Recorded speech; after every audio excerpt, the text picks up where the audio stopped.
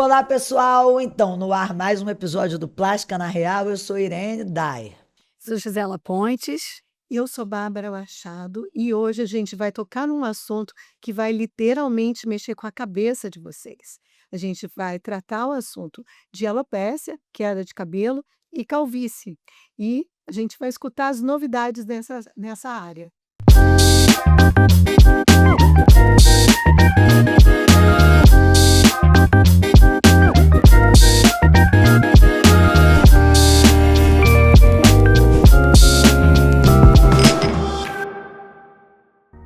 Esse vídeo tem o apoio da Silimed, a maior fabricante de implantes de silicone da América Latina e líder em vendas no mercado brasileiro.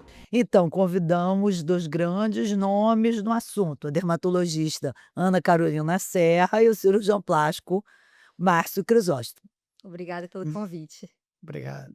Bom, Ana, quando que a alopécia ela deixa de ser considerada? Quer dizer, quando que você considera uma queda de cabelo normal ou uma alopécia? O que que a gente, quando que a gente tem que ficar preocupado dessa queda de cabelo que todo mundo tem no banho e tudo, nós devemos nos alarmar e te procurar? A queda de cabelo é algo fisiológico, né, então a gente cai entre 50 a 150 fios por dia, isso daí é completamente normal, mas quando essa queda ela começa a ficar exacerbada, ficar mais persistente, começar a gerar rarefação no couro cabeludo, então o paciente começa a sentir áreas mais ralas ou uma diminuição do volume do couro cabeludo, aí sim a gente tem que ligar o sinalzinho de alerta para poder procurar um dermatologista. E Márcio, você costuma receber assim pacientes que já chegam querendo um transplante, principalmente homens, que vão pelo caminho mais curto, não querem fazer um tratamento clínico e já querem logo, entre aspas, resolver o problema. Como é que é a sua abordagem inicial com esse paciente? Muitos pacientes acham que o transplante é a solução para a calvície, quando na realidade, quando há uma rarefação capilar, como a doutora falou, ou seja, o paciente ainda tem fios que vão cair, você pode até realizar o transplante capilar, mas é muito importante manter os fios que você ainda tem com o tratamento dermatológico. E nem todas as causas de queda de cabelo são tratadas com o transplante capilar. Embora que a maioria das causas de alopecia, a alopecia androgenética no homem corresponde a mais de 90% dos casos, então são tratáveis com transplante capilar, mas o diagnóstico correto, como em todas as áreas da medicina, é fundamental, principalmente nas mulheres. As mulheres precisam sempre de uma avaliação clínico-laboratorial antes de se indicar o transplante capilar, feito por um dermatologista de preferência que se dedique à área do cabelo, uma área muito específica, que tem suas nuances, mas quando o paciente já chega com uma área calva bem estabelecida, ou seja, uma calvície de graus mais avançados, comprometendo a frente, que não tem mais fios a perder, nós podemos perfeitamente operá-lo e tratar como complemento. Mas se é uma queda de cabelo inicial, e isso acontece muito, principalmente nos pacientes jovens, eles muitas vezes, como existe um fator hereditário, eles têm o pai muito calvo, não querem ficar daquele jeito e já querem operar muito jovens. Nesses aí é um red flag, a gente sempre tem que tratar primeiro, diagnosticar e tratar. Na nossa clínica, nós temos o setor de dermatologia que só trata de calvície. E o cirurgião que não tem um setor como esse, o ideal é que tenha os dermatologistas associados e que se indique para fazer um bom tratamento e diagnóstico prévio. É porque não adianta você tentar tapar o sol com a peneira, né? Às vezes tem uma patologia de base que não só alopecia androgenética e você às vezes negligencia, né? Tentando camuflar, achando que plantar os fios vai resolver o problema, né, Irene? Isso aí, Carol. Então, você, como tricologista, fala pra gente as causas mais comuns e esses mitos também, assim, de anestesia faz cair meu cabelo, como foi Covid. A causa principal é a alopecia androgenética, que tem esse fator genético e hormonal, né, então tanto acomete homem quanto mulher, e tem o fator da testosterona que, principalmente nos pacientes masculinos, principalmente a de hidrotestosterona, que afina o cabelo. Mas o eflúvio ecológico agudo, que é a queda de cabelo aguda, que acontece depois de algum fator desencadeante, aí tem várias causas. Existe o estresse oxidativo importante, por exemplo, pós-cirúrgico ou pós alguma situação de infecção.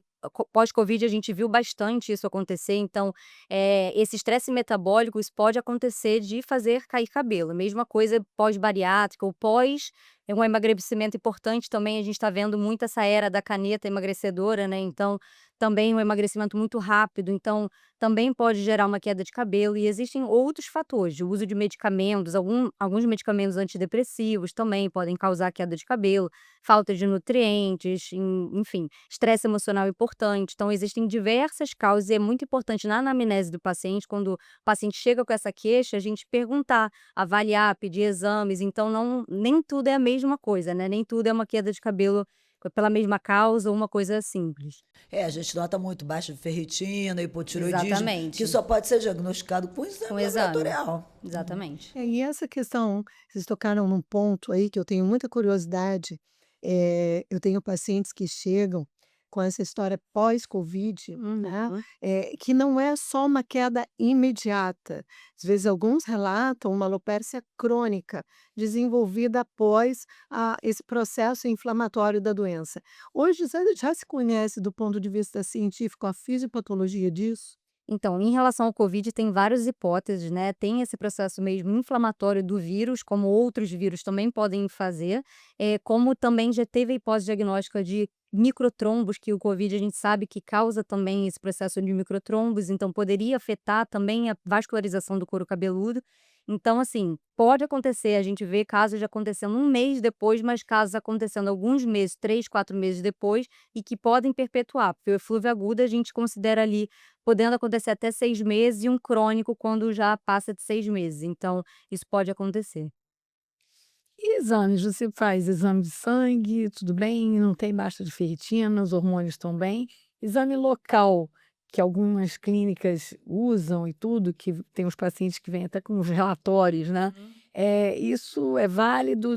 O que que tem de novidade disso? Então, o exame de sangue é justamente para excluir, doenças internas, algo que falta de ferritina, alteração de tireoide, coisas que podem estar fazendo cair cabelo.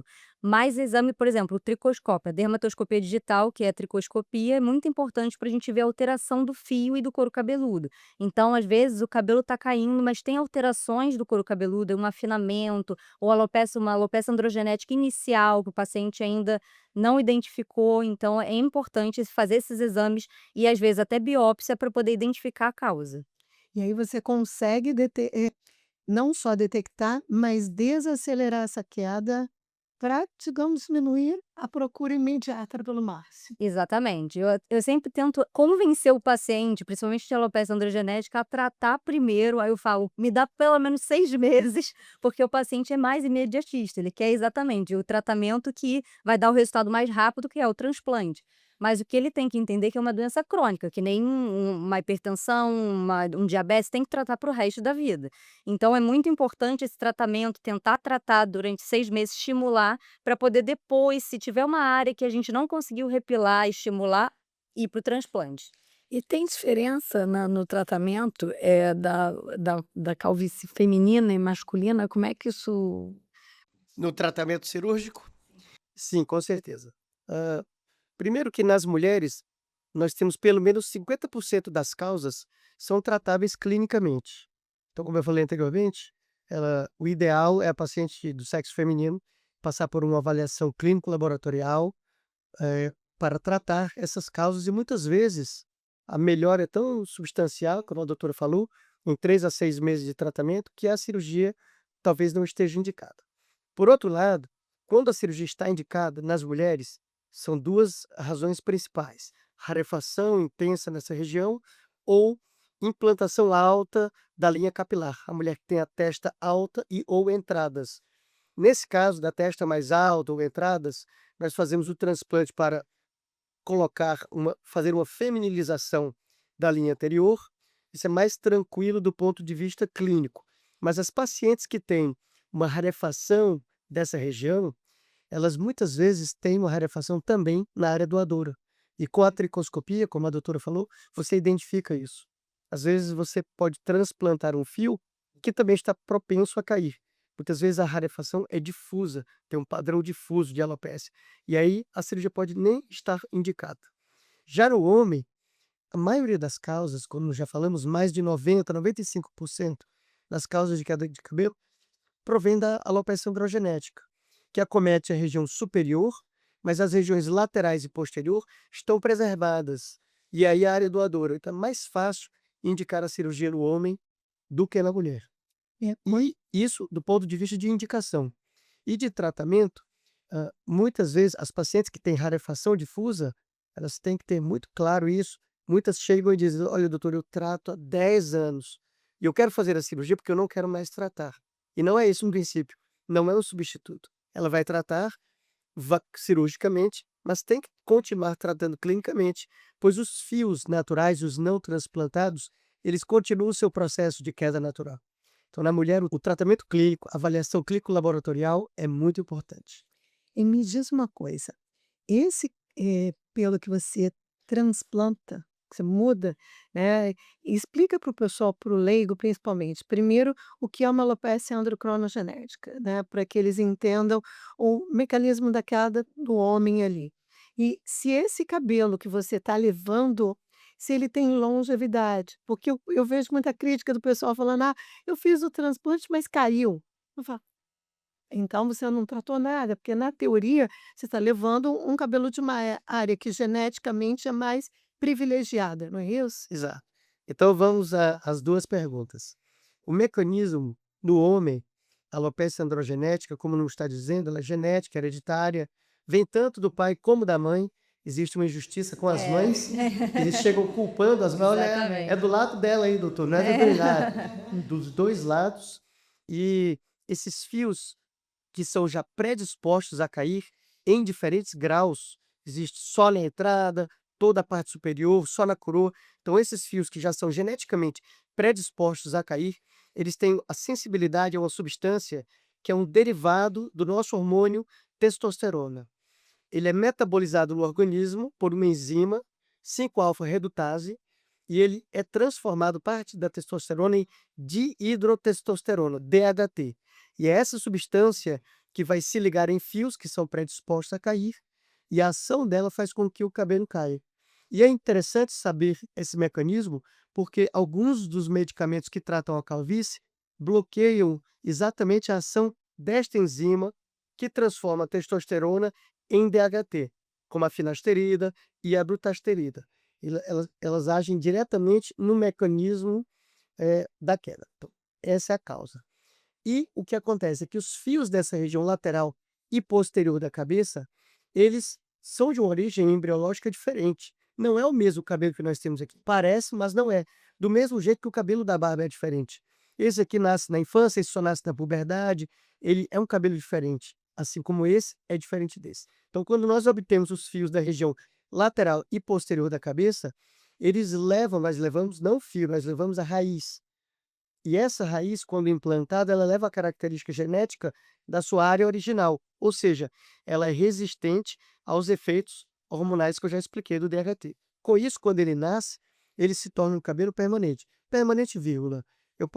A gente fala que o transplante não cai. E aí eu comparo a sua terceira pergunta, que é: e o transplante cai e tem perenidade? Bom, ele dura muitos anos. A maioria vai permanecer pela vida toda do paciente, mas como nós fazemos isso já há muitos anos, mais de 20 anos, eu opero muitos pacientes que eu operei 15 anos atrás, e eu posso dizer que depois de 10 anos, você perde cerca de 10 a 15% do volume do transplante, inclusive. O cabelo ele envelhece, como a pele, como os dentes, como o músculo. Então esse cabelo, um percentual dele cai. A própria área doadora, você vê pacientes de mais idade, essa área fica um pouco rarefeita. Então, um percentual dos fios do transplante cai ou afina. Eu estimo cerca de 10 a 15% em 10 anos. Porém, doutora Bárbara, o que muitas vezes os pacientes pensam: fiz o transplante e o cabelo caiu, a maioria das vezes esse paciente ele já tem um cabelo prévio, uma rarefação capilar, o cabelo está fininho, o transplante se soma a este cabelo, fica aquele cabelo cheio, porém aquele cabelo que ele tinha antes continua caindo. Muitas vezes ele não trata, este cabelo cai e ele acha que o transplante caiu, quando na realidade é a falta do tratamento clínico associado ao transplante no pós-operatório tardio. É isso que eu ia falar, que é muito importante o tratamento, que muitos pacientes acreditam que o transplante não precisa tratar depois, que vai transplantar e vai ficar e a cura, tá ótimo. E realmente não é. A gente tem que continuar tratando porque o fio que tá, os outros fios que não foram transplantados, que estão na região doente, vão continuar doentes, vão continuar afinando e vão se perder. Então os fios transplantados vão estar ali, mas os outros vão estar se perdendo. E aí até o resultado estético não vai ficar bom. Então é importante a gente manter um tratamento. Eu noto assim, eu não sei se a vaidade feminina é maior e a gente é um pouco mais disciplinada no sentido de usar, inclusive terapia tópica, enfim, né? E eu não Sim. vejo isso muito essa determinação no homem. Mas no homem ainda tem mais um agravante, né? Que eu acredito que talvez tomar o minoxidil via oral ou aplicar, eles passam. Mas quando entra a história da finasterida e da dutasterida, como é que funciona isso? Teus pacientes aceitam numa boa? Porque quando eu comento isso em casa, meus filhos já falam assim: eu fui careca, mas eu não tomo isso. Não, a gente tem muita resistência realmente, tem muitos pacientes com medo dos efeitos colaterais, mas eu tento explicar porque o que acontece, o minoxidil ele vai fazer estimular o crescimento do cabelo, ele vai estimular a fase anágena, que é a fase de crescimento, então vai aumentar o volume, porém ele não vai impedir a piora, ele não está agindo no mecanismo hormonal. Quem vai agir é a finasterida e a dutasterida, então ela que vai impedir o afinamento. Então se a pessoa só faz o uso do tratamento tópico oral do minoxidil, a doença vai continuar progredindo. Então, na teoria, o padrão ouro de tratamento são os dois. É um que estimula o crescimento e o outro que impede o afinamento, a queda do cabelo. Então, eu tento convencer, explicar a importância do uso da finasterida, da dutasterida, para o paciente tentar, e eu falo, vamos tentar. Se acontecer de ter efeito colateral, a gente para e tenta outro, tenta via tópica ou qualquer outra coisa. Viu, gente? Bad news aí. Não adianta tentar driblar, né? Dependendo da medicação, o efeito colateral às vezes é irreversível. Exatamente. Porque uma pode voltar, o outro não volta, não. Mas e na forma de intradermoterapia? Será que o efeito sistêmico não é menor? Muito menor. Que- E a forma tópica também. Então, hoje, cada vez mais, a gente está manipulando, que antigamente não tinha isso, a gente ou era o oral ou não fazia. Hoje em dia, a gente faz manipulação de finasterida local para os pacientes que não querem ou que, por algum acaso, a gente tem essa contraindicação de fazer a finasterida oral. E a intradermo, então injeção de medicamento, né, no couro cabeludo, que a gente faz a finasterida, dutasterida, porque existe uma absorção tanto tópico quanto injetável, mas é muito menor, muito menor. Você tem uma ação, então, local, sem ter um efeito sistêmico tão Exatamente. importante. Exatamente. E isso vale tanto para o homem quanto para a mulher. Você Exatamente. pode Os dois. manipular para os dois, Uhum. né? E é interessante essa quebra de paradigmas. Você vê como a medicina evolui. A finasterida era oral e o minoxidil tópico, 2 vezes ao dia. Mas o minoxidil tópico, os pacientes também têm restrição. Doutor, eu uso, mas eu uso 1 vez ao dia, porque 2 vezes ao dia ele mancha meu paletó, o cabelo fica Fica lá. ressecado, fica duro. Ou ele passa tanto para ter aquele efeito que causava alergia ou reações da pele. Hoje é muito mais cômodo utilizar o minoxidil oral, em doses variáveis, de 1 a 5 miligramas. Tem sempre, não se automediquem, tem sempre que ser diagnosticado e prescrito pelo dermatologista, mas é muito mais prático o minoxidil oral. E a finasterida, que era oral, muitos pacientes querem utilizar a finasterida tópica, e o receio, acho que a doutora Bárbara comentou que eles não querem usar, é porque 1 a 3% dos pacientes pode ter diminuição da libido, diminuição do desejo, mas eles confundem isso com muitos outros efeitos na esfera sexual.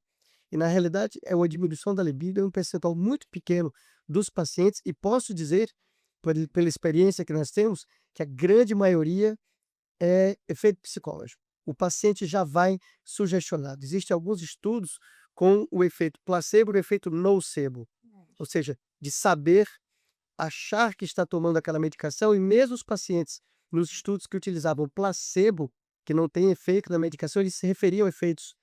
Eu senti diminuição do meu desejo, e quando na realidade eles estavam com o placebo, era o efeito nocebo, de saber em inglês. Mas olha só, aí você está dizendo, então, só para esclarecer para o pessoal, que na verdade é uma redução de libido e não da ereção em si. Sim, sim. Embora que alguns pacientes podem também ter, mas muito raro. Mas com o efeito psicológico, eles têm efeito de diminuição de libido, diminuição de ereção e muitos outros. O que é mais comum é a diminuição do volume ejaculado, isso realmente existe, Isso né? acontece. Uhum. Mas é o melhor tratamento, na minha opinião, doutora, individual, finasterida ou dutasterida, é o que tem o melhor efeito individualmente. Doutor, eu não tomo finasterida, mas eu vou usar essa vitamina, eu vou usar esse minoxidil. Não é um substituto. Não é. E eu explico isso, realmente tem esse efeito e pode ter esse efeito de disfunção sexual, diminuição de volume de ejaculado, diminuição de libido, porém é 1%, é muito pouco que acontece essa disfunção. Então eu tento explicar isso para o paciente que realmente é muito pouco e que a maioria, como ele falou, é efeito psicológico, do paciente achar que vai acontecer e acontecer porque está ansioso com a situação de achar que vai acontecer. E que o cara não quer ser 1%, né? É E aí ele não exatamente quer isso. tomar. 1% pro cara é 100. Não é cada 100, opa, você faz que sou eu, né? Mas é engraçado isso que você comentou, doutora Bárbara, porque eu capto o óculos psicológico do paciente. Ele diz, doutor, 3%? Não, eu vou tomar, com certeza.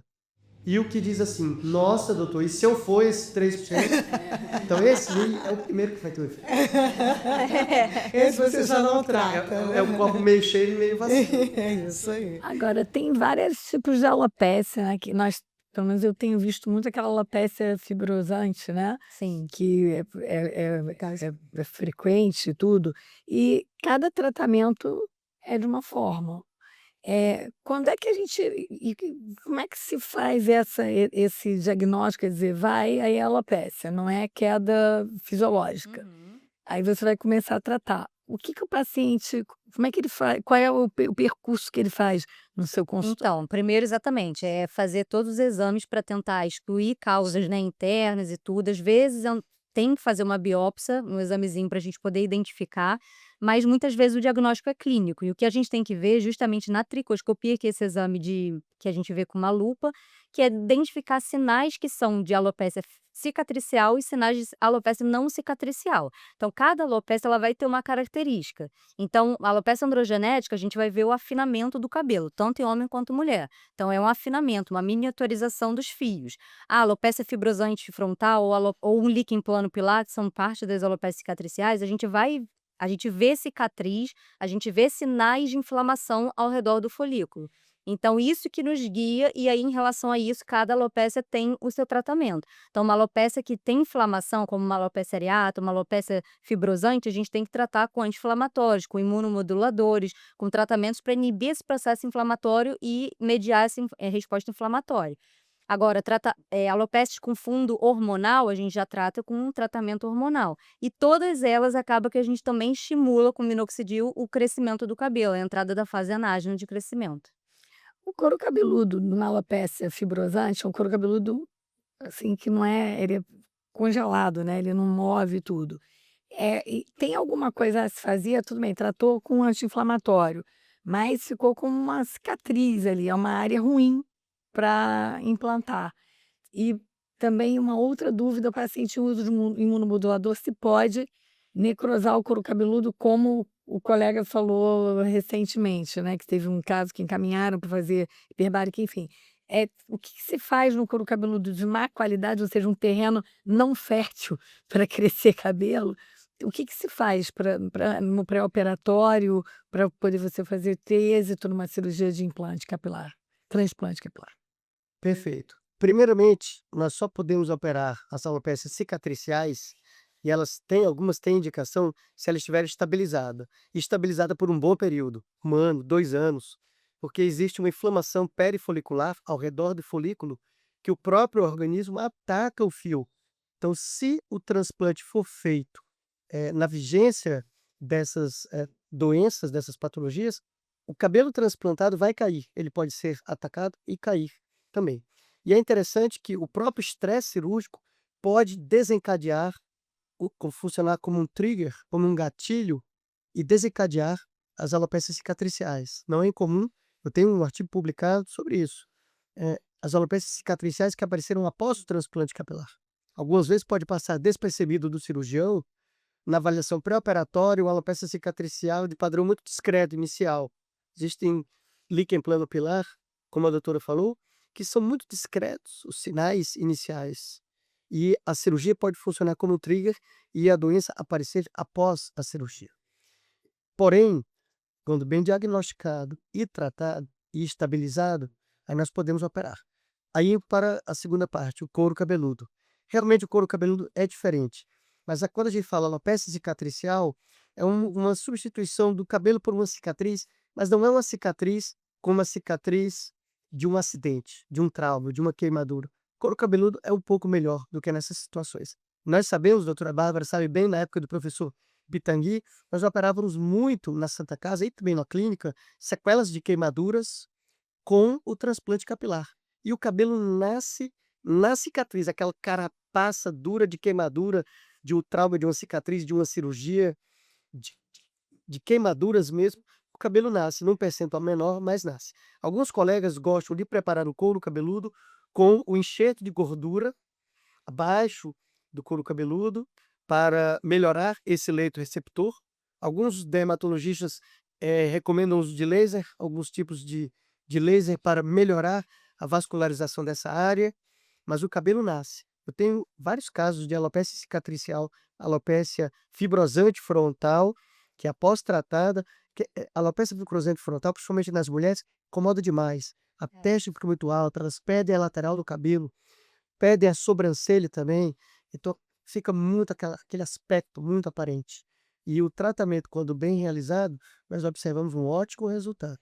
É controverso na literatura, alguns autores dizem que após alguns anos você vai perder esses fios, mas não é o que eu tenho observado na prática. A gente tem operado mais e mais as alopécias fibrosantes frontais, por exemplo. E me diz uma coisa, a gente você estava dizendo desses tipos de alopécias diferentes aí, na alopecia frontal esclerosante, então, o que a gente tem, ou nessas alopécias que estão ligadas a um processo inflamatório, se tem entendimento do que é o processo inflamatório base, o que é o gatilho para desencadear esse tipo de processo, ou às vezes uma questão, às vezes ligada à idade, que eu vejo muito assim, a mulher faz 50 anos, 50 anos vira moda. Todo mundo fala: "Ah, olha que isso aí é alopecia frontal esclerosante". É porque estatisticamente é mais comum nessa faixa etária, é porque só para a gente evitar de usar o rótulo, né, porque senão a paciente vem e a gente já logo: "Opa, acendeu o sinal vermelho". Na verdade, exatamente, não se sabe até hoje a causa exata, como várias doenças autoimunes. Então, sabe-se que tem um gatilho que aquilo acaba gerando esse processo inflamatório. Mas o gatilho não se sabe. Existem alguns estudos que falam que acreditam que tem essa parte hormonal justamente por acontecer mais em pacientes femininas pós-menopausa. Então, acreditam ter uma relação hormonal, tanto é que um dos tratamentos também a gente faz com remédios bloqueadores hormonais. Mas existem outros fatores também que falam, como filtro solar, o uso de cosméticos, cremes no rosto que poderiam também gerar uma irritação, uma inflamação na linha de implantação do cabelo, e isso geraria uma alopecia fibrosante. Mas a gente até hoje não sabe exatamente qual é a causa real. Eu aprendi com a Irene, fui visitá-la, né, a questão do PRP. E aí eu queria que vocês discutissem isso, você e a Irene fizessem um bate-bola ali, porque eu achei tão interessante, me ajudou tanto com relação eu tinha, né, uma biomédica no consultório que podia manipular o plasma, tudo, e era muito interessante, porque às vezes eu pegava um paciente pós-lifting, você fica com medo daquela queda e tal, e eu vi uma resposta absurdamente positiva. Os pacientes já com, às vezes, com alopecia mais franca e tal. Eu queria que vocês elaborassem melhor. Primeiro a Irene, que me ensinou, né? E depois você, do ponto de vista dermatológico, e o Márcio, para dizer se usa isso de rotina. A gente, no caso do PRP, é um tratamento bastante controverso, né, inclusive, no nosso meio médico, é um tratamento considerado experimental. Isso eu falo muito lá nos cursos que a gente dá de cosmetria, né, que tem sempre alguma aula de alopecia, a gente comenta que o PRP, como ele é experimental, teoricamente você não poderia vender. E o paciente tem que ter consciência que é um tratamento experimental, tem aquele laudo do CFM. Então, isso já complica um pouco você conseguir realizar bastante. A gente geralmente vende muito a intradermoterapia e acrescenta o PRP. Por que a gente usa PRP? Porque usamos muito em feridas. usamos muito em cicatrizes, usamos no tratamento de queimaduras, uma vez que você, teoricamente, você pode ter ali fatores de crescimento. Nunca vai se dizer que é célula-tronco, nada disso. O fator de crescimento num plasma ativado, ele vai estar numa quantidade mais interessante, teoricamente, apesar disso ser extremamente controverso. O que a gente vê na prática? Na prática, principalmente para mulheres, eu tenho visto muito mais em mulher do que na alopecia androgenética.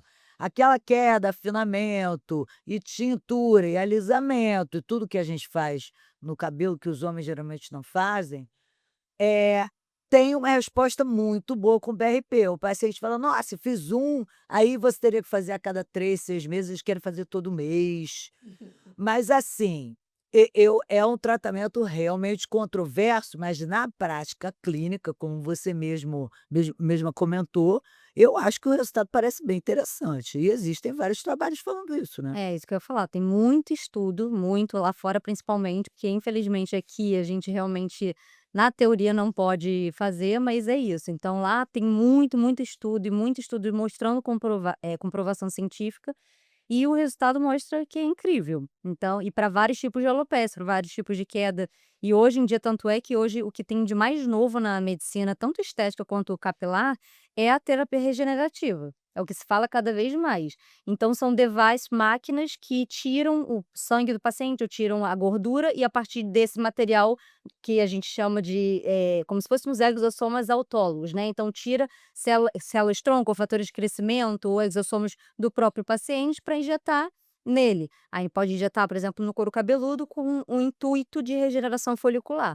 Então, isso é o que a gente vê cada vez mais e mais novo. Então, eu não faço, mas é isso, realmente os resultados mostram ser bastante promissores. É, uma coisa que, assim, é importante a gente colocar, que quando fala assim: "Não pode", na verdade, o que a Irene estava falando, né, você não pode vender a eficiência do procedimento, porque você não tem ainda um volume grande de trabalhos científicos, a respeito disso. Mas, atualmente, o que a gente vê é que eu, por exemplo, aplicava, né, o PRP quando eu tinha biomédica lá, sempre associado à massoterapia capilar.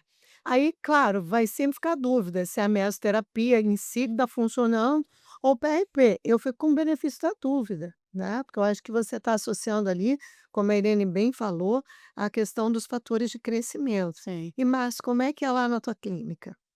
Olha, o PRP, ele, na minha opinião, e o que eu vejo nos congressos internacionais principalmente, porque fora do país é muito utilizado, aqui nós temos algumas restrições, como a doutora muito bem falou, mas fora do país é amplamente utilizado e nós vemos ótimos resultados, porém resultados variáveis. Por quê? Porque existem protocolos diferentes. É diferente quando falamos aqui de um medicamento como o minoxidil oral, é de 1 a 5 miligramas e todo dermatologista vai fazer assim, fora disso é off-label, mas é muito bem estabelecido. Já o PRP, nós retiramos o sangue ou a gordura, como a doutora falou, isso é feito um preparo com centrifugação e acrescentando ativos para que ele possa ser reinjetado no couro cabeludo. E em outras áreas também. Isso é utilizado há muitos anos para regeneração óssea, para enxertos. O primeiro trabalho do mundo estudando o PRP no cabelo, do transplante capilar especificamente, é de um brasileiro, o professor Carlos Oscar Wibel, nosso grande aí, em 2006, foi sua tese de doutorado, e ele já mostrava resultados muito promissores. Porém, o que nós observamos é que as equipes e as empresas fazem protocolos muito diversos. Centrifugamos por 3 minutos, por 5 minutos, por 6 minutos, a tal velocidade, menos velocidade, mais velocidade. Ativamos com essa substância ou não ativamos, vendemos esse kit e só funciona com esse kit. Então, é essa diversidade É. de protocolos prejudica um pouco a padronização do tratamento, mas que os resultados são visíveis, são. E eu queria que você desse uma pincelada pra gente, porque antigamente, quando a gente falava de transplante capilar, todo mundo pensava naquele cabelinho de boneca, né? É. Aquela coisa redondinha ali colocada com punch e tal. E hoje a gente vê resultados excepcionais, né? Com eh, transplante capilar, a gente vê assim, naturalidade de resultado, mas não só isso, uma enorme eficiência, porque antes a pessoa precisava de inúmeras sessões para obter um resultado mais palpável. O que que mudou, assim, de uma maneira resumida, que você poderia escrever um livro sobre isso, claro, mas o que que você considera, assim, na linha do tempo, que foi o grande modificador da história do transplante capilar? O grande modificador do transplante capilar foi a descrição da unidade folicular, porque antes eram transplantados tufos de cabelo. O princípio da dominância genética foi descrito na década de 50 nos Estados Unidos. Dr. Norman Orentreich retirava punches de 5 milímetros, 4 milímetros, como os utilizados para biópsias, e transplantava esse punch na área cava. Eram buracos enormes assim. Eu tenho livros na nossa biblioteca que colocam assim, The Perfect Graft, ou seja, o enxerto perfeito. Um tufo de fitos. E, e em 1984 foi descrito a unidade folicular. Foi observado que não precisava transplantar tudo isso, que o camelo nascia em um grupinho de 1 a 4 fios, contendo uma glândula e um músculo piloeretor. Essa unidade foi descrita e a partir daí foi introduzido o microscópio na cirurgia do transplante capilar para separar as, não enxertos mais grosseiros, e sim as unidades.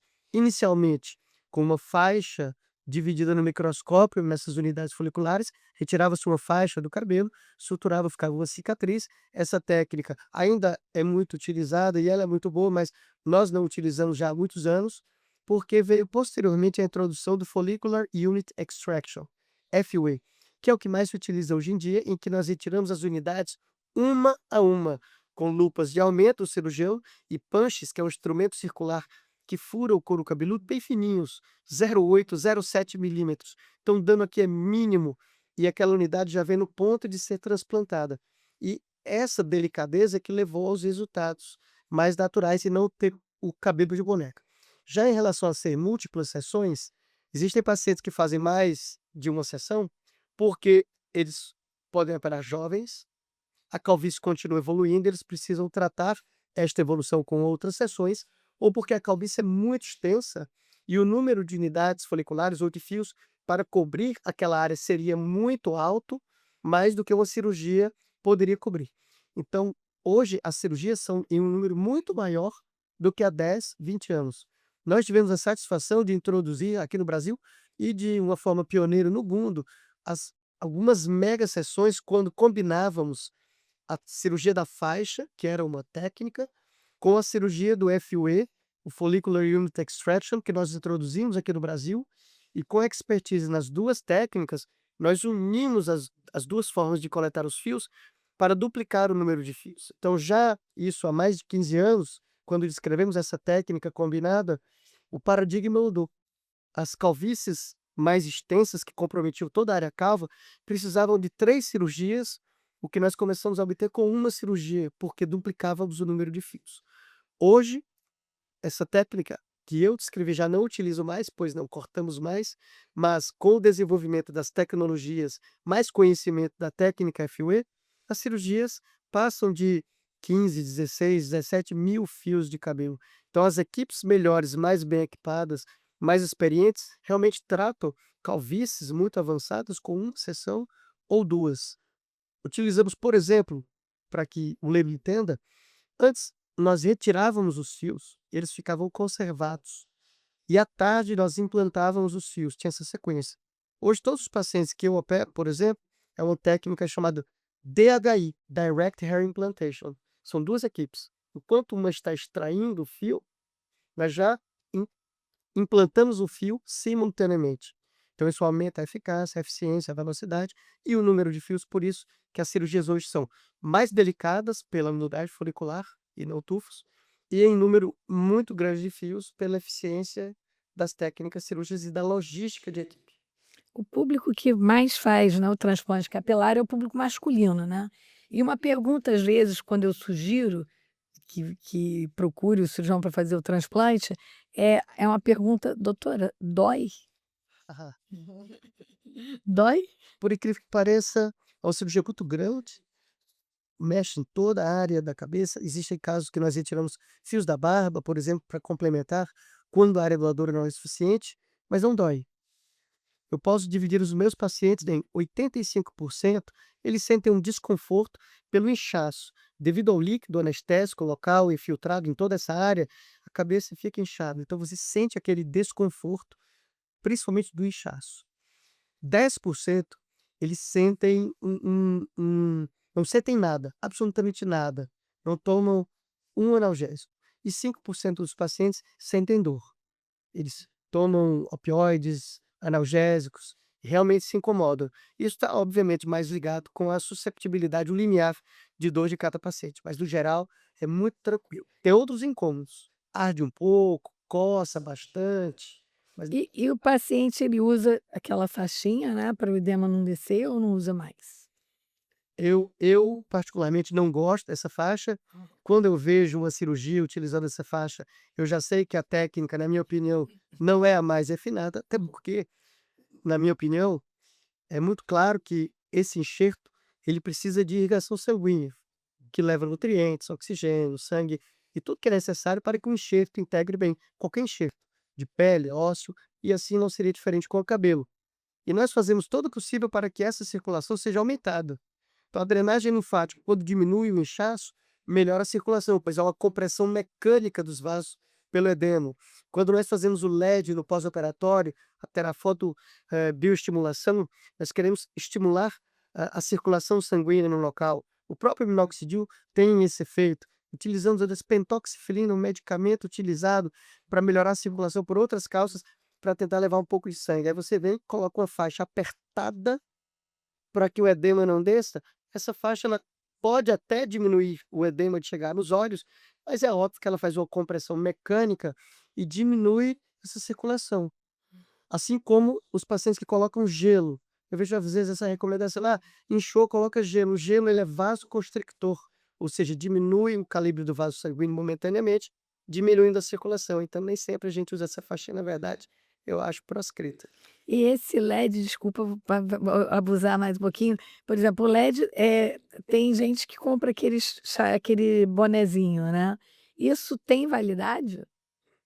Tem validade, eu acredito que a doutora pode comentar mais. Ah. Tem validade, é claro que o bonezinho é diferente pela quantidade de LEDs que o que se faz na clínica, mas tem validade sim, é bem interessante. Na calvície feminina, na calvície de afilamento, eu utilizo de rotina no meu pós-operatório. Acredito que a doutora gostaria de comentar um pouco mais sobre a É, fotobiomodulação. eu também prescrevo bastante o capacete, né, o boné. Existem vários devices, tem 2 tipos, né, com uma luz de baixa intensidade, como se fosse um LED que a gente chama, e existe o laser diodo, que também é um outro tipo de capacete que pode ser utilizado. E cada um tem um mecanismo e cada um tem uma forma de uso. Então, às vezes, em casa, um vai ser usado todos os dias, o outro tem 3 vezes na semana, dia sim, dia não. Mas tem vários estudos comprovando eficácia. Então, eu também prescrevo bastante para meus pacientes, tanto com alopecia androgenética feminina quanto masculina, e para casos que eu quero justamente diminuir esse processo inflamatório, como ele falou. Então, aumentar a vascularização, diminuir o processo inflamatório, oxigenação do folículo. Então, é bem interessante. Paciente que tem dermatite, que tem alteração inflamatória no couro, também ajuda bastante. Uma coisa interessante que eu gostaria de complementar é que já falamos de PRP, de medicamentos orais, tópicos, agora da fotobioestimulação, e eu costumo dizer para os pacientes que quando nós temos vários tratamentos para uma entidade na medicina, é porque nenhum é 100%. É. Você tem uma amidalite, você toma aquele antibiótico, aquele período, e é aquilo. Mas vejam quanto a diversidade de tratamentos para a alopecia, seja para a prevenção, para o crescimento ou do pós-operatório. Então, quando é assim, por exemplo, a finasterida bloqueia 70% da ação da enzima que converte testosterona em DHT. Se converte 70%, 30% ainda continua atuando. Doutor, eu estou tratando, mas meu cabelo ainda está caindo. Ele cairia muito mais rápido, então você retarda a queda, não bloqueia completamente. E com isso, todas essas terapias, elas são como nenhuma é 100%, nós utilizamos o efeito combinado. Um efeito de várias terapias combinadas, obviamente, traz o melhor resultado para a queda de cabelo, assim como os tratamentos dermatológicos de pele, quando você combina os tratamentos, eles acabam trazendo um resultado mais positivo. Ana Carolina, eu tenho uma pergunta para você. Eu me lembro uma época que o pessoal achava que eu tinha pouco cabelo, olha que eu tenho um bom volume. Ah, vamos aumentar seu cabelo e tal. Aí vem uma cabeleireira e vem com a dica assim: você vai usar o shampoo tal, que eu não vou citar o nome aqui, que é um shampoo popular e tal. Tinha um cheiro de água, mas era um cheiro horroroso, que todo mundo olhava e falava assim: você tem que botar. Era o shampoo e uma cápsula que você abria e aplicava no couro cabeludo. Por incrível que pareça, eu vi um crescimento capilar. Eu falava assim: "Gente, eu tô ficando meio sugestionada". Parei de usar. Quando eu parei de usar, voltou ao estágio inicial. Existem muitos mitos, né, em relação ao crescimento capilar. Era a babosa que me faziam aplicar na adolescência para aumentar a densidade, eu sempre tive cabelo muito fino, né, era a folha da babosa, o extrato da babosa. E aí, vem muita gente vendendo shampoos caros, né. A gente não vai ser antiético aqui, colocar, mas tem shampoos caríssimos, eh, que para atuarem na fase, de crescimento capilar.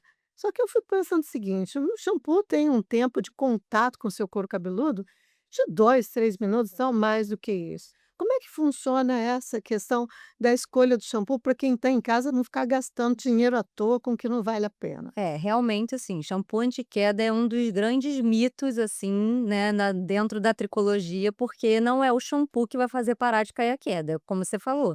Shampoo fica um tempo muito curto em contato e é incapaz de penetrar no folículo piloso, mudar o ciclo capilar, aumentar a fase de crescimento. Então, realmente, não é ele. E muitos pacientes chegam falando, não, depois que eu usei o shampoo de queda que melhorou minha queda.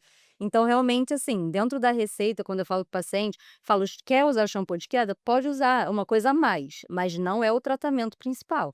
Porque o shampoo de queda, ele tem substâncias que são boas, cafeína, que faz vasodilatação, então aumenta também a vascularização, aumenta a oxigenação do folículo. Então tem substâncias boas ali, mas não é isso que vai fazer parar a queda. Mas essa substância boa, ela vai atuar 2 minutos e vai embora, não é Exatamente. isso? Então não é o shampoo que vai fazer parar de cair. E Mas aí o caso, por exemplo, de uma dermatite seborreica, assim, uma loção seria melhor do que o shampoo? É, eu prescrevo os 2, Todo exatamente. mundo usa cetoconazol, né, O isso e shampoo tem aparentemente aí a melhora. gente recomenda realmente ficar 3 minutos, porque tem gente que bota shampoo e já tira. Então já a primeira coisa que eu falo, entrou no banho, passa o shampoo, aí vai se ensaboar, vai deixar, né, um tempo para poder ele agir, pelo menos uns 3 minutos, para ele atuar no couro cabeludo.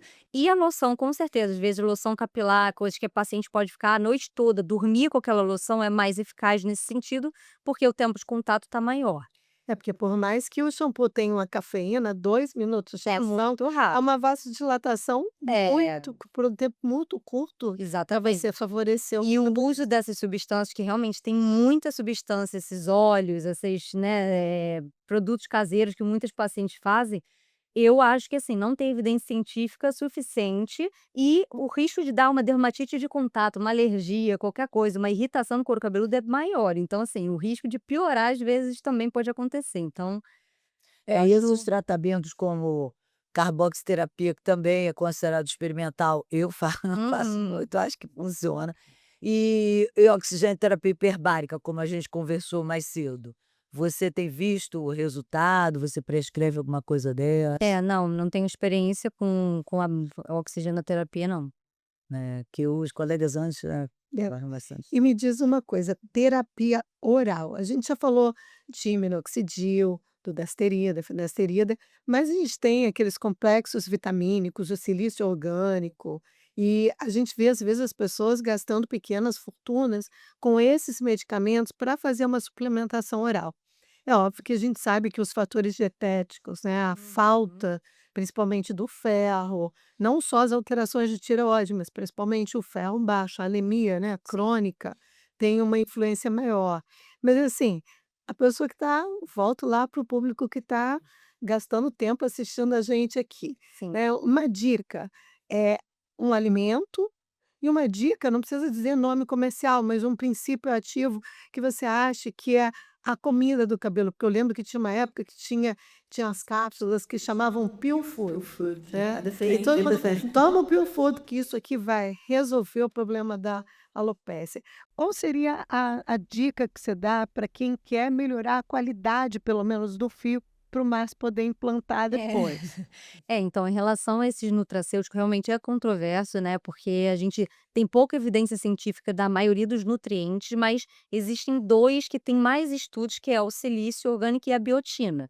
Então, que a gente, além de, obviamente, o ferro e coisas que possam estar faltando. Então, a primeira coisa é realmente pedir um exame de sangue e ver se tem algum nutriente faltando. Está faltando vitamina B, está faltando ferro, a gente repõe. Mas fora isso, o que seria a mais seria com certeza o silício, eu acho que é bem interessante, a biotina também, são 2 nutrientes importantes para o cabelo. Então é o que eu geralmente prescrevo quando prescrevo nutracêutico. Mas com certeza isso daí é uma coisa a mais, não é o tratamento principal, é a mesma coisa. A alopecia androgenética, por exemplo, é um tratamento que a gente tem que tratar a parte hormonal, por exemplo, ou aumentar a fase anágena de crescimento, que é com minoxidil. Essas vitaminas são um plus, é uma coisinha a mais, porque como a gente não tem esse grau, esse respaldo científico nesse sentido de são eles que vão fazer a diferença para o cabelo, que vão dar força para o cabelo, é uma coisa a mais que, se o paciente pode, eu prescrevo, mas é exatamente isso. Se o paciente não tem esse dinheiro todo para gastar, com certeza a gente tem que focar no tratamento principal. E o cabelo? Transplantou, ficou lindo e ficou encaracolado ou preto. Como é que isso funciona e por que isso? Que eu vejo, porque a minha equipe tem muitos homens e todos estão assim, ansiosos pelas suas respostas dos dois. O que acontece com o cabelo para ele mudar a característica? Olha, nem sempre ele muda a característica, na verdade, é raro, mas acontece. Quando nós transplantamos, como eu falei, nós transplantamos a unidade folicular. Tem a glândula, tem 1 a 3 fios unidos, a glândula sebácea, onde temos células do bulge, células tronco, que vão auxiliar o crescimento do fio, não só a papila, a raiz do cabelo, e o músculo piloeretor, que deixa o cabelo arrepiado, digamos assim. Quando nós retiramos esse fio, ele sofre um trauma. Ele sofre um trauma como uma planta que você transplanta de um jarro maior para o menor ou menor para o maior, aquela planta ela vai ficar um pouco diferente. Se você muda de local no seu jardim, no seu pomar, digamos assim. Então, pode, às vezes o punch muito fino pode lesar um pouco da glândula e diminui a glândula sebácea, e diminui a lubrificação daquele cabelo.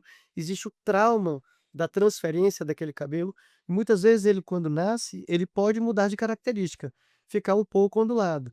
Geralmente, com o passar do tempo, à medida que vai cortando, você vai penteando, vai cortando, ele vai normalizando. Pouquíssimos casos, isso se torna permanente, e aí o paciente pode fazer tratamentos como um alinhamento capilar, uma selagem ou algo com muito boa qualidade. Por outro lado, o cabelo ficar mais escuro. É muito comum, hoje mesmo eu vi a foto, a ligação de vídeo com um paciente meu, que ele tinha o cabelo relativamente branco e pintava o cabelo. E o cabelo da parte de trás da cabeça, geralmente ele é mais escuro, demora mais a ficar branco. Então, quando você transplanta aquele cabelo, ele vem mais escuro. Muitos pacientes dizem assim, doutor, eu adorei, porque agora eu não estou mais nem pintando, porque o cabelo vem mais escuro. Isso às vezes é um problema, porque você transplanta o escuro aqui e aqui na lateral ele continua branco, não tem diferente. Mas esse é o fator, que o cabelo que vem de trás ele é mais escuro. E o outro fator é que muitas vezes o paciente começa a tratar clinicamente depois da cirurgia. É um estímulo. É como aquela paciente um pouco acima do peso e faz uma lipoaspiração, diz, agora eu faço dieta e vou para a academia. Aquela lipoaspiração foi um estímulo para que ela desse esse passo a mais. Então os pacientes tratam clinicamente e com isso o cabelo engrossa mais. Nisso, a quantidade de melanina, que é o pigmento que dá cor ao cabelo, fica mais perceptível. Muitos pacientes têm o cabelo clarinho, fininho, e aí o cabelo fica mais escuro depois. O próprio tratamento clínico leva a esse efeito, ele ficar um pouco mais escuro. Isso que eu ia falar, eu vejo muito com o tratamento com minoxidil, o paciente refere a esse escurecimento do fio, por conta de engrossar mesmo. É um efeito colateral bom, E né? a Economizar sobrancelha? Olha, tintura. Olha, eu queria colocar uma curiosidade aqui, quando vocês falaram dos tratamentos clínicos e dos nutracêuticos, inclusive, tem livros só de nutrição para o cabelo, do Dr. Ralph Tread, um nutricologista, dermatologista muito bom alemão, tem um livro só disso, e é interessante que isso não é recente. Hipócrates já descrevia tratamentos para a queda de cabelo. com unguentos e alguns nutrientes e algumas substâncias até que eu acredito que seria difícil que qualquer um de nós tivéssemos coragem de passar no cabelo, mas está descrito nos livros de Hipócrates, o pai da medicina, mais de 400 anos antes de Cristo, e eu até me questiono se ele não estava tratando a própria calvície, já que no final de sua vida Hipócrates desenvolveu uma calvície de grau 6 que compromete toda a zona superior da cabeça. Mas para ver como essa preocupação é antiga. Pai da medicina já prescrevia tratamentos capilares. Advogando em causa própria. Talvez, acredito que sim. E a sobrancelha? Transplanta, é mais simples, é uma coisa mais rápida, barba, como é que isso funciona também? Nós podemos transplantar fios definitivos para qualquer parte do corpo. Então, nós podemos recriar uma barba completa. Inclusive, há uma procura muito grande hoje por barba. Existem pesquisas mostrando que as mulheres e os homens também preferem homens com barba. E isso já é bem demonstrado. Então, nós refazemos a barba completa nos que têm rarefação. Podemos implantar em cicatrizes, por exemplo, de correção de fissura labial. Fica aquela cicatriz que é o estigma de que o paciente teve um lábio fissurado. Então, nós transplantamos dessa região. E como podemos transplantar em qualquer área do corpo, e a sobrancelha não seria diferente. Porém, ela é muito mais complexa. Muito mais complexa. Parece que eu recebo muitos colegas que dizem assim: eu queria treinar com você, mas eu queria fazer só sobrancelha. Eu digo: deixa eu te falar um negócio. Porque é uma cirurgia pequena, eu digo, é pequena no tamanho, mas é enorme na complexidade. Porque você tem que selecionar os fios mais finos, mais delicados. Se o paciente tiver o cabelo grosso ou crespo, ele pode ondular aqui. Fica muito estranho, esse cabelo é muito fino, então fica muito bem. A sobrancelha é uma moldura para os olhos. Eu tenho uma aula que eu apresento nos congressos de face, de cirurgia plástica, mostrando a importância da sobrancelha no rejuvenescimento do terço superior. E eu mostro algumas pacientes que fizeram lifting, inclusive casos de livros assim, textos consagrados em que o lifting é bem feito, e você olha e acha estranho a paciente não ter aquela sobrancelha. Então pode ser feito no homem, na mulher. Faço demais nos homens como complemento no próprio transplante capilar. Eu digo: olha, você não tem, tua sobrancelha está muito ralinha, mas as mulheres nós temos que selecionar os cabelos mais fininhos aqui da periferia e observar bem a curvatura e o angulação, o direcionamento. O cabelinho aqui, esse vai para cima na cabeça da sobrancelha, no meio da sobrancelha tem um direcionamento de baixo para cima e de cima para baixo, em espinha de peixe, e aqui na lateral ele vem descendo. Então isso tem que ser muito bem observado, e na minha opinião é uma cirurgia bem complexa, mais do que das alopécias maiores, por incrível que pareça. Márcio, a gente já está começando a encerrar. Eu queria fazer primeiro um elogio. Márcio tem trabalho premiado mundialmente, né, conhecido no mundo todo pelo pioneirismo e pela qualidade do transplante capilar. E aqui no Rio a gente tem colegas que fazem de uma forma brilhante, técnicas muito bacanas, mas você faz realmente um trabalho bem diferenciado e a gente fica muito feliz com isso. Tem um detalhe que eu queria que você finalizasse o bloco com ele, que é assim: o pessoal pergunta muito se pode usar o cabelo do corpo para aumentar a densidade capilar, tirar de áreas tórax, de perna. Comenta isso pra gente. Nós podemos transplantar os fios de qualquer área do corpo, aqueles fios são definitivos, mas nós temos áreas preferenciais. Quando o paciente tem uma calvície muito extensa, grau 7, que é o grau 7, toda essa área calva e tem só aquela lateralzinha, e numericamente, quando é insuficiente nós utilizarmos o cabelo somente da cabeça para repor toda aquela área, nós podemos utilizar fios, por exemplo, da barba, que é a minha área preferencial, quando indicado. Eu vejo uma super indicação para casos em que não é tão necessário. Esse cabelo é diferente. Ele é mais grosso, ele é mais crespo, ele fica branco antes. Olha o meu pretinho aqui, branquinho aqui. Então, mas como complemento, quando necessário, casos reparadores, casos que já fizeram múltiplas cirurgias e a área doadora é limitada, nós utilizamos muito. Tem casos que eu transplanto mais cabelo, mais fios da barba para a cabeça do que propriamente da cabeça para a cabeça. Do tórax já é mais difícil de obter, mas podemos utilizar. Do tórax, por exemplo, o cabelo não cresce 3, 4 centímetros. A barba, se você deixar, fica desse tamanho.